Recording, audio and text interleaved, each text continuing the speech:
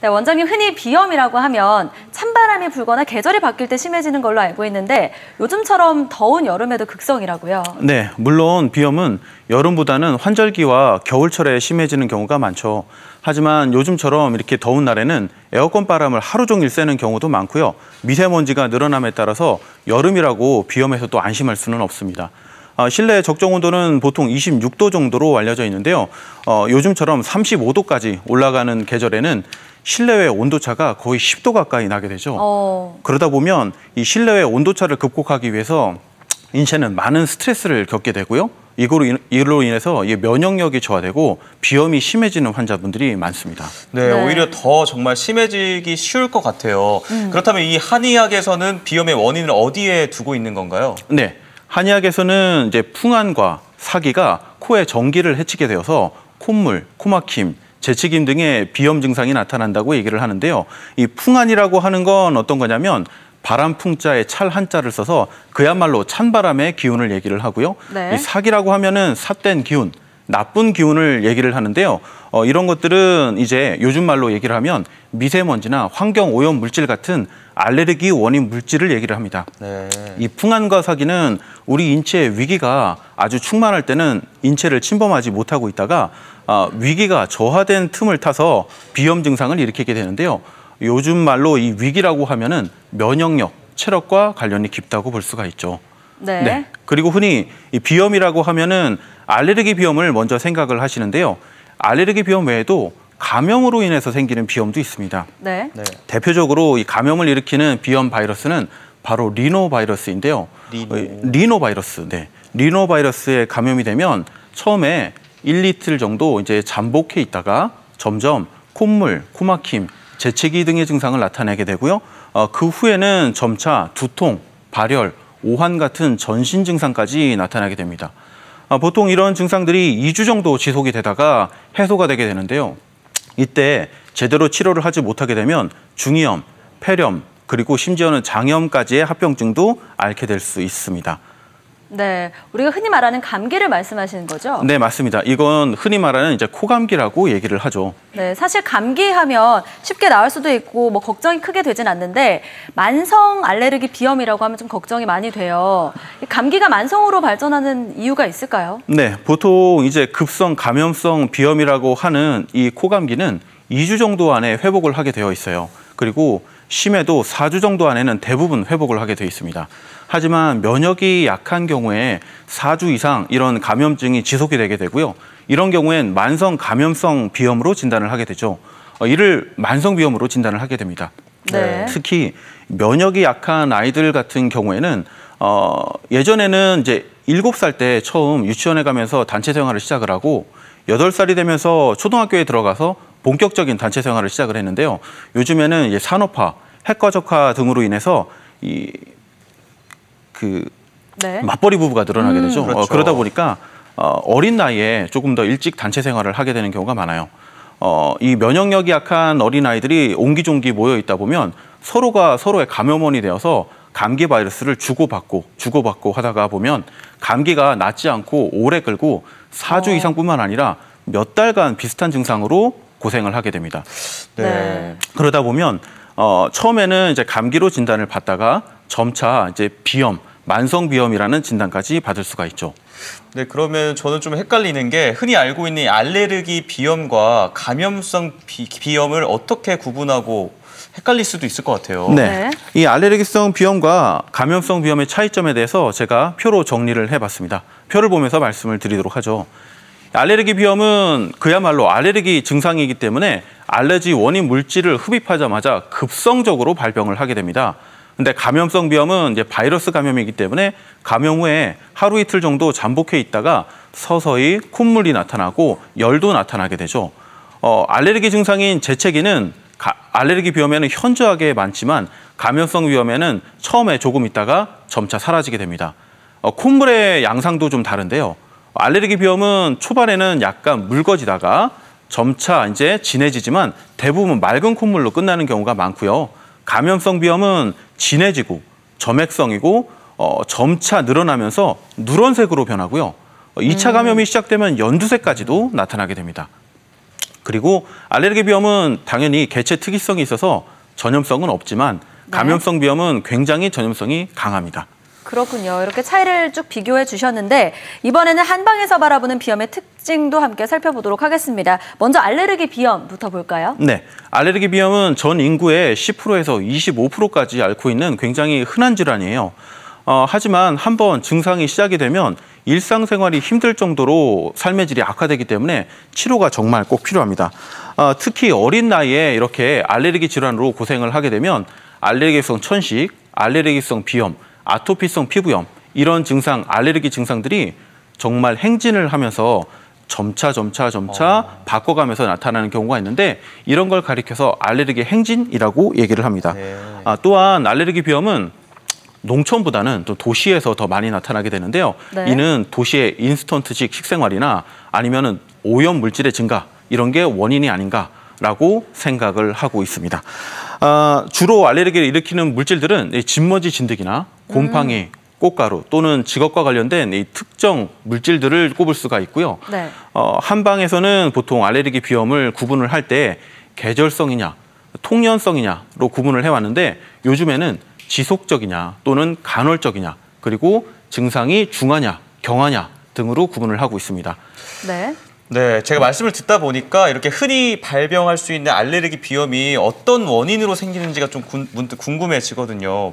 왜 생기는 건가요? 네, 알레르기성 비염은 유발 인자가 있습니다. 가장 중요한 유발 인자로는 유전을 꼽을 수가 있고요. 부모님 중에 두 분 중에 한 분이 만약 알레르기 비염이 있다면 자녀분 등의 50%의 확률로 비염이 나타나게 되고요. 두 분 다 비염이 있으시다면 75%까지 확률이 늘어나게 됩니다. 이 한의학에서는 알레르기라는 개념이 없었기 때문에 보통 비염이 시작되는 증상을 보고서 이 명명을 해왔는데요. 네. 보통 분체증, 그리고 비색증, 비류 청체증 등으로 구분을 해왔습니다. 분체증이라고 하는 건 어떤 거냐면 재채기가 계속적으로 나온다. 비류 청체증이라고 하면은 맑은 콧물이 주룩주룩 나온다는 뜻이고요. 비색증이라고 하면은 코가 계속 막힌다는 뜻이에요. 네, 서양의학적 관점에서는 이제 외부의 알러지 원인 물질이 내 몸에 들어와서 과민 반응을 일으킨다라는 외부적인 관점에서 접근을 한 반면에 한의학적인 관점에서는 내 몸의 상태에 따라서 알레르기가 변한다라는 내부적인 관점에 좀 집중을 해왔습니다. 그래서 이 내부적인 관점에서 집중한 알레르기 원인 물질, 알레르기 원인에 대해서 제가 표로 정리를 해봤습니다. 네. 잠깐 표를 보시죠. 네, 원인을 보면은 처음에 폐기 허한증이 있는데요. 이런 건 어떤 분들이냐면 폐의 기운이 약하고 찬 분들이고 땀이 많고 기운이 없고 호흡이 가쁘면서 비염 증상이 있는 분들이고요. 비폐기혈증 같은 경우는 이제 비장이라고 하면 소화기를 얘기를 해요. 그래서 네. 비장과 폐의 기운이 둘 다 허약해서 마르고 입맛이 없고 피로감이 많으면서 비염 증상이 있는 경우를 얘기를 합니다. 이 신양어증 같은 경우는 신장의 양기가 저하되었다는 뜻인데요. 추위를 타고 허약한 분들이고요. 유달리 추위를 많이 타고 손발도 차면서 비염 증상이 지속되는 경우를 얘기를 하죠. 그리고 신음어증 같은 경우에는 신장의 음기가 저하되었다는 뜻이고요. 이런 분들 같은 경우엔 더위도 많이 타고 얼굴도 붉고 코피가 잘 나면서 이 비염 증상이 있는 그런 경우를 얘기를 합니다. 네. 이런 알레르기 비염을 좀 예방하기 위해서 가정에서도 관리를 잘해줘야 될 것 같습니다. 어떤 방법들이 있을까요? 네, 가정에서는 첫 번째로 알레르기 원인 물질을 피해 주시는 것이 중요한데요. 네. 첫 번째로 가장 많은 게 바로 진먼지 진드기예요. 네. 이 진먼지 진드기는 무엇을 먹고 사냐면요. 바로 인체의 각질과 비듬을 먹고 삽니다. 그래서 이 각질과 비듬이 많이 묻어 있을 수 있는 천 소파, 패브릭 소파죠. 그리고 담요. 네. 이런 것들은 사용을 좀 자제해 주시는 게 좋고요. 침구류는 당연히 자주 세탁해 주시는 것이 좋습니다. 한번 세탁할 때는 60도 이상의 고온으로 세탁해 주시고요. 네. 요즘에는 이제 진먼지 진드기가 통과할 수 없는 특수 천들이 나와요. 이런 특수 천으로 침구류를 감싸 주시는 것도 도움이 됩니다. 네. 네. 그 다음에는 애완동물의 털 같은 경우가 있는데요. 개나 고양이의 털 같은 경우도 알레르기를 유발하는 가장 주요한 물질 중에 하나죠. 네. 특히나 고양이의 털 같은 경우는 고양이가 사라진 뒤에도 6개월 정도는 접착성이 매우 강해서 남아 있을 수 있으니까 세심한 주의를 필요하러 하고요. 네. 그다음에 꽃가루는 정말 피하기 힘든 알레르기 원인 물질이죠. 그렇죠. 네, 이 꽃가루 같은 경우는 일기예보에 귀를 기울이셔야 됩니다. 만약 일기예보에서 꽃가루가 많다라고 나온다면 그날은 외출을 삼가해 주시고요. 환기도 잠시 삼가해 주시는 것이 좋습니다. 만약 부득이하게 외출을 하게 되신다면 마스크를 쓰시고 그리고 보안경을 쓰시면서 결막염을 예방하고 비염 증상이 심해지는 것을 예방을 해주셔야 되죠. 네, 지금까지는 이제 알레르기 비염에 대해서 말씀을 잘 해주셨는데요. 반면에 이 감염성 비염에 대해 특징을 좀 궁금하거든요. 어떤 것들이 있을까요? 네, 감염성 비염, 만성 감염성 비염이라고 하면은 만성적으로 코의 염증으로 인해서 코 안쪽에 구조물들이 많이 부어오르게 되는데요. 이 만성적으로 코의 안쪽에 이 점막들이 부어오르게 되면 코막힘 증상이 나타나고 네. 그리고 두통이 나타나고요. 그리고 코의 냄새를 잘 못 맡게 됩니다. 그리고 점차 심해지면 코에 앞으로 콧물이 나오는 게 아니라 뒤로 계속 콧물이 넘어가게 되면서 기침이 심해지게 되는데요. 이를 후비루 증후군이라고 얘기를 해요. 이 후비루 증후군이란 어떤 거냐면 지속적으로 뒤로 넘어가는 콧물을 느끼게 되어서 헛기침을 계속 해야 된다거나 네. 아니면은 가래를 계속 뱉으려고 해야 된다거나 목에 이물감을 느껴서 뱉으려고 해도 뱉어지지 않고 또 삼키려고 해도 삼켜지지 않는 그런 목의 이물질을 느끼게 되는 것. 이것이 바로 후비루 증후군입니다. 네. 네. 그렇다면 이 만성 감염성 비염을 완화시켜주는 방법에는 어떤 게 있을까요? 네. 만성 감염성 비염을 완화시켜주기 위해서는 첫 번째로 감기가 반복되는 걸 막아주셔야 됩니다. 네. 그러기 위해서는 외출하고 난 뒤에는 꼭 노출된 부위를 깨끗이 해주셔야 되고요. 코를 이제 후비거나 눈을 비비는 행동을 하지 않는 것이 좋습니다. 그리고 아주 가벼운 감기 증상이라도 꼭 만성화되지 않게 치료를 하고 넘어가 주시는 것이 좋고요. 혹시나 전신적인 영양 상태의 불량, 그러니까 밥을 잘 안 먹거나 이런 경우가 있거나 또는 피로감이 심할 때 면역력이 저하되면서 감기가 잘 낫지 않고 오래도록 반복되는 경우가 있다 보니까 이를 막아주기 위해서 잘 먹고 잘 쉬고 그리고 잘 자는 것이 굉장히 중요하죠. 어린 아이들 같은 경우에는 단체 생활을 하면서 좀 힘들어하는 경우가 있어요. 그렇겠죠. 네, 그래서 단체 생활을 하면서 아이들이 힘들어하고 감기에 자주 걸린다면 이 감기에 걸렸을 때는 잠시 단체 생활을 빠져나와서 집에서 쉬시는 것도 좋은 방법입니다. 그리고 네. 또 하나는 이제 한번 코의 점막이 안쪽이 붓게 되면 스스로는 잘 회복되지 않는 경향이 있어요. 그래서 이럴 때는 꼭 전문적인 의료기관을 찾아서 치료를 받고 넘어가 주셔야 됩니다. 네, 말씀을 해주신 게 지금 이제까지 한의학 관점에서 말씀을 해주셨잖아요. 그럼 비염을 치료하는 방법 이것도 듣고 싶은데요. 네, 한의학에서는 어떻게 하면 정기를 보강하고 위기를 상하지 않게 할까 이런 거에 많이 집중을 하게 됩니다. 네. 그래서 첫 번째로는 이제 아침에 찬 음식을 먹는 걸 많이 금합니다. 이 아침에 찬 음식을 먹게 되면 전반적인 체온이 내려가게 되면서 양기가 상하게 되고 외부의 찬 기운으로부터 우리 몸을 보호하기가 매우 힘들어지죠. 네. 그렇게 되면 면역력이 많이 저하되게 됩니다. 요즘 같은 여름철에는 분명히 찬 음식을 먹어서 체온을 내려주는 것이 도움이 많이 되지만 이제 곧 환절기가 되고 일교차가 나기 시작하고 찬바람이 불기 시작하면 찬 음식을 먹는 것 자체가 면역력을 많이 저하시키는 방법이죠. 네. 네. 그리고 또 하나는 아침에 일어나셔서 바로 활동을 하기보다는 아침에 일어나서 이 노출되었던 부위를 따뜻하게 보온을 해주시는 게 좋은데요. 어떻게 하시면 되냐면요. 네. 아침에 일어나셔서 바로 움직이시기보다는 손을 맞잡고 손을 비벼서 이 열기로 노출된 부위를 보온을 해주시는 게 좋습니다. 이렇게. 이거 이렇게. 좀 따라해보고 싶은데요. 네, 따라해보시면 좋습니다. 네, 이렇게 손을 해주시면 따뜻하게 좋고요. 해서 이 맞습니다. 열로 얼굴을 좀 네. 하지만 손이 차신 분들도 있죠. 네. 그런 분들 같은 경우에는 누워서 바로 움직이시기보다는 옆에 마스크를 두시고 주무시고 그 다음에 일어나셔서 마스크를 쓰시고 노출된 부위를 보온을 해주신 다음에 활동을 하시게 되면 비염 증상의 완화에 상당히 도움이 됩니다. 네. 네. 그리고 또 하나는 이제 여름철에는 활동량을 늘리셔도 좋습니다. 하지만 일교차가 나는 계절에는 점차로 이제 활동량을 줄이시는 게 좋고요. 겨울이 되면 해가 짧아지기 때문에 외출을 삼가를 해주시고 좀 더 여름보다는 일찍 주무시고 그리고 또 일찍 자는 것보다는 일찍 자고 좀 약간 늦게 일어나서 체력을 보호해 주시고 휴식을 주는 게 굉장히 중요합니다. 네. 숙면이 도움이 된다는 거네요. 맞습니다. 그리고 이제 음식에서도 좀 주의를 해주셔야 되는데요. 너무 자극적인 음식 등으로 이제 장에 탈이 나게 되면 면역이 많이 저하되니까 이를 주의를 해주시고요.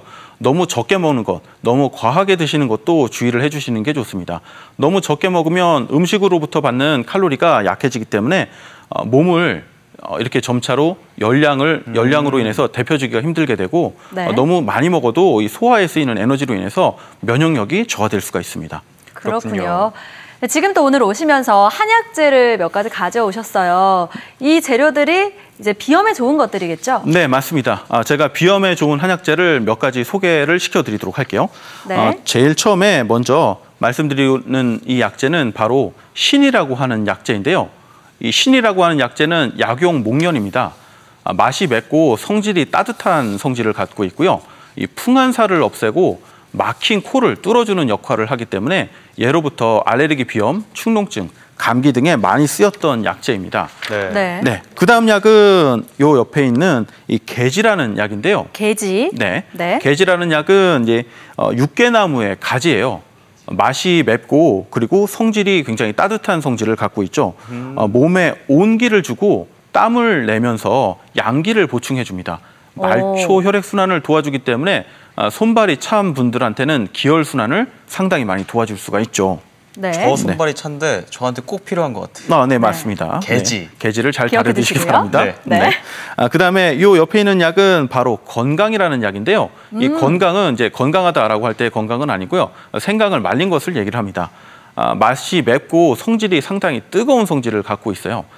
특히나 호흡기만 작용하는 것은 아니고요. 네. 위에도 작용을 하기 때문에 찬 음식을 먹고 위가 상했다라고 할 때도 많은 도움을 줄 수가 있습니다. 그래서 재채기, 코막힘을 풀어줄 뿐만 아니라 찬 음식을 먹고 나오는 설사 같은 경우에도 상당히 도움이 됩니다. 그렇겠군요. 네. 네. 한약에서는 이런 또 하나 이제 말씀드릴 거는 이제 어성초나 갈근 같은 약재도 있는데요. 어성초라는 약조는 이제 후춧과의 300초 나무의 약이고요. 이런 약은 이제 서늘한 기운을 갖고 있어요. 그래서 염증을 치료해주는 역할을 하고요. 이 염증을 치료를 해주면서 여름철에도 이제 코피가 나고 코가 막히고 그리고 이 축농증 같은 것들이 반복이 되었을 때 어성초를 많이 사용을 하게 됩니다. 그리고 또 하나는 이제 갈근이라는 약초인데요. 갈근. 네, 갈근이라는 약은 칡의 뿌리죠. 약용 칡인데요. 맛은 달고 성질이 좀 시원한 성질을 갖고 있어요. 열을 다스려서 생강과 함께 달여 드시게 되면 땀이 나고 열이 풀리고 코막힘이 풀리면서 감기 증상 완화에 상당히 도움이 많이 되는 약입니다. 네. 네. 이렇게 소개해 주신 약재들을 어떻게 좀 복용하면 도움이 될까요? 네, 말씀을 드리도록 할게요. 이런 약들은 서로 각각 하나씩 다려 드시는 것보다는 조합을 통해서 더 효과를 극대화시킬 수 있는데요. 이런 조합을 가리켜서 한약에서는 처방이라고 얘기를 합니다. 네. 네. 앞서 말씀드린 이런 따뜻한 약들, 신이, 계피, 그다음에 건강 같은 약들을 같이 묶어서 따뜻한 약으로 묶어서 물 8에 이런 약재 1의 비율로 1시간 정도 잘 달여서 따뜻한 차로 복용을 해주시면 코막힘 그리고 풍한사로 인한 이 몸의 추위 이런 걸 예방해 줄 수가 있고요. 그리고 그 다음에 두 번째로 소개시켜드린 갈근이나 어송초 같은 시원한 약재들은 네. 몸의 염증 이런 걸 치료해 줄 수가 있기 때문에 몸에 열이 많고 이런 분들을 많이 도움이 됩니다. 역시 물 8에 약재 1의 비율로 잘 섞어서 1시간 정도 달이신 다음에 이건 시원하게 음용하셔도 좋습니다. 꿀에 네. 타서 시원하게 음용해 드시면 여름철 비염에 큰 도움이 됩니다.